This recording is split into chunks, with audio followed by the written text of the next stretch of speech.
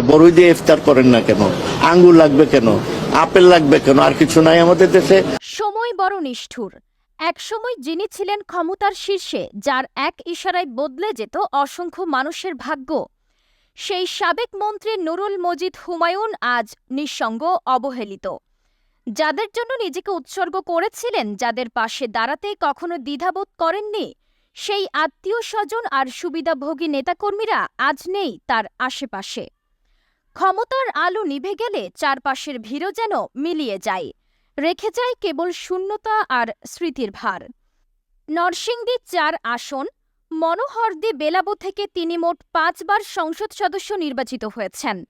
টানা ২ বার মন্ত্রিত্বের স্বাদ উপভোগ করেছেন। কত ফুল আর ঘ্রাণে তার চারপাশ ছিল মাতোয়ারা, আজ তার পাশে কেউ নেই। এই দৃশ্য শুধু নুরুল মজিদের নয়, এটি একটি নির্মম বাস্তবতা। ক্ষমতা, অর্থ আর প্রভাব হয়তো সাময়িক আনন্দ দেয়, কিন্তু এগুলো কখনো স্থায়ী হয় না। মানুষ ভুলে যায়, ভিড় সরে যায়, কিন্তু একসময়কার অহংকার তখনই চোখে আঙুল দিয়ে মনে করিয়ে দেয় কতটা ক্ষণস্থায়ী ছিল সবকিছু।